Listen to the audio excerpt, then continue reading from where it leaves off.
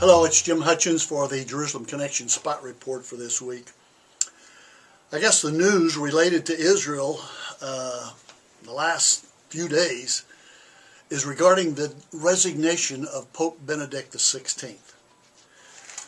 Now, this is news because of many people actually are looking at this resignation in connection with the prophecy of St. Malachi, a Catholic archbishop who wrote some 900 years before. He said from his time on there would be 112 popes, and that the last pope would be an evil pope. And Pope Benedict is the 111th pope. So whoever this is that's coming up as the one who would follow the subsequent pope has a prophecy with regard to him from St. Malachi. And basically it says this: in extreme persecution, Peter the Roman, Petrus Romanus, who will nourish the sheep in many tribulations, when they are finished, the city of the seven hills will be destroyed, and the dreadful judge will judge his people, the end. Now, there are two things that I would suggest that we be alert to, especially those of us who are Israel watchers. Number one is this next pope that will be here before Easter. He'll be ordained the latter part of March, or March sometime. Is his name Peter the Roman? And if that's the case, we need to stay closely tuned.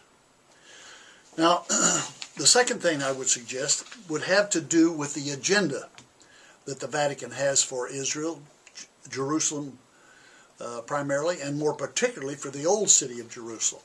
For years there have been negotiations going on as to what would be the role of the Vatican. But now just this past January, the Upper Room, which was the place where the Last Supper took place and where Pentecost was celebrated, the Upper Room was given, well, this is what Israel Hayom reported. It's a internet news vehicle, is reporting that the agreement will grant the Pope an official seat in the Upper Room, as well as giving the Vatican a special modicum of control over the site. Al Jazeera, another news outlet, reports that Israel did not give up sovereignty, no, but will allow the Vatican control over the site, evidently some manner of custodial control. Now, in light of that,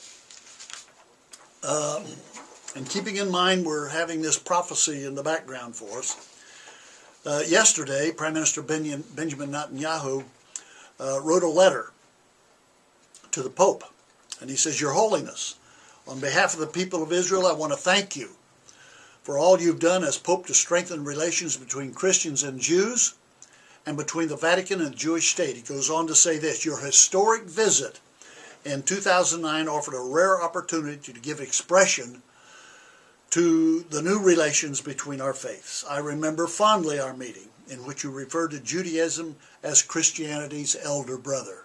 You had that one right. "And which you reaffirmed your commitment to a cooperative future between Christians and Jews." Benjamin Netanyahu, Prime Minister. Now, what will that cooperative future look like? Well, let me suggest that you give consideration to this.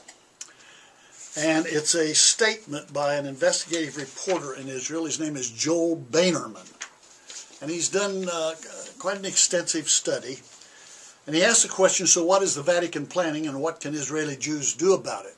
And he says this: for centuries, the Vatican has been pushing its replacement theology doctrine, namely, that states that the Catholic has replaced Israel as the new Israel.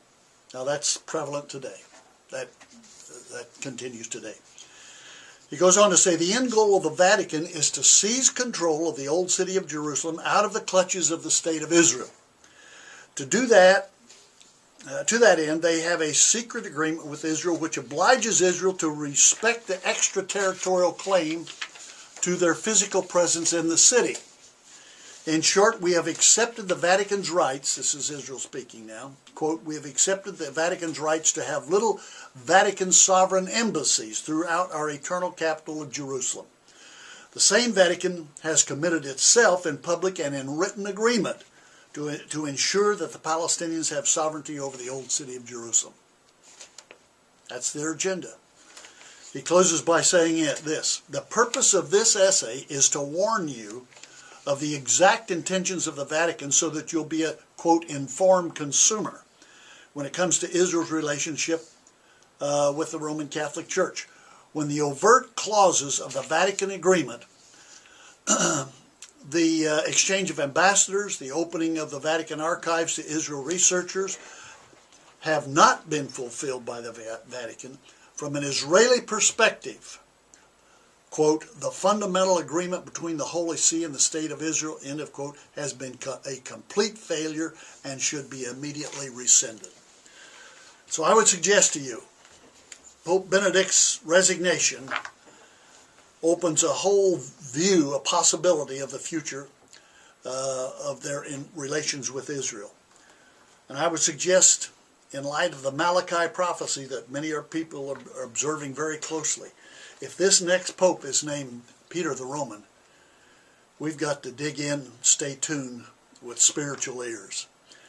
And secondly, knowing what the agenda is of the Vatican, namely that it would have control over Jerusalem and particularly the Old City.